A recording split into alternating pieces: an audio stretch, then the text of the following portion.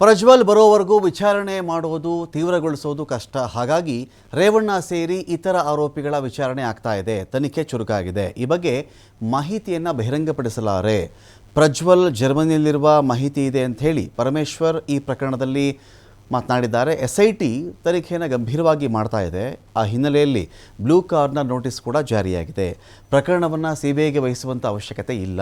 ನಮ್ಮ ಪೊಲೀಸರು ಸಮರ್ಥರಿದ್ದಾರೆ, ಅವರು ತನಿಖೆ ಮಾಡ್ತಾ ಇದ್ದಾರೆ ಅಂತ ಪರಮೇಶ್ವರ್ ಮಾತನಾಡಿದ್ದಾರೆ.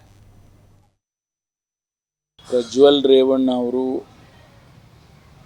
ಏನು ಅಪರಾಧಿ ಸ್ಥಾನದಲ್ಲಿದ್ದಾರೆ, ಅವರು ದೇಶ ಬಿಟ್ಟು ಹೋಗಿದ್ದಾರೆ ಎನ್ನುವಂಥದ್ದು ಇವತ್ತು ಎಲ್ಲರಿಗೂ ಗೊತ್ತಿರುವಂಥದ್ದು.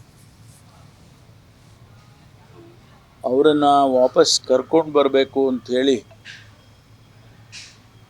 SIT ಅವರು CBIಗೆ ರಿಕ್ವೆಸ್ಟ್ ಮಾಡಿ ಅವರಿಗೆ ಬ್ಲೂ ಕಾರ್ನರ್ ನೋಟಿಸನ್ನು ಕೊಡಬೇಕು ಅಂಥೇಳಿ ಅವರಿಗೆ ರಿಕ್ವೆಸ್ಟ್ ಮಾಡಿದ ಮೇಲೆ CBIನವರು ಬ್ಲೂ ಕಾರ್ನರ್ ನೋಟಿಸನ್ನು ಇಶ್ಯೂ ಮಾಡಿದ್ದಾರೆ. ಬ್ಲೂ ಕಾರ್ನರ್ ನೋಟಿಸ್ ಅಂತ ಹೇಳಿದರೆ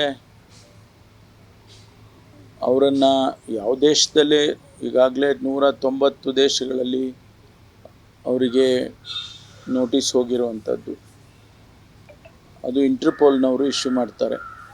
CBIನವರು ಅವರಿಗೆ ರಿಕ್ವೆಸ್ಟ್ ಮಾಡಿಕೊಂಡು ಫ್ರಾನ್ಸ್ನಲ್ಲಿರ್ತಕ್ಕಂಥ ಇಂಟರ್ಪೋಲ್ ಹೆಡ್ ಕ್ವಾರ್ಟರ್ಸ್ನಿಂದ ಇಶ್ಯೂ ಮಾಡಿ ಮಾನ್ಯ ರೇವಣ್ಣವರನ್ನು ಅರೆಸ್ಟ್ ಮಾಡಿರ್ತಕ್ಕಂಥದ್ದು, ಅವರಿಂದ ಮಾಹಿತಿ ತಗೊಳ್ಳೋದು ಮತ್ತು ಯಾರು ಕಂಪ್ಲೇಂಟ್ಸ್ ಕೊಟ್ಟಿದ್ದಾರೆ ಅವರುಗಳಿಂದ ಏನು ಸ್ಟೇಟ್ಮೆಂಟ್ಗಳನ್ನು ತೊಗೊಂಡಿರ್ತಕ್ಕಂಥದ್ದು. ಇನ್ನೂ 3 ಜನ ಅರೆಸ್ಟ್ ಮಾಡಿದ್ದಾರೆ.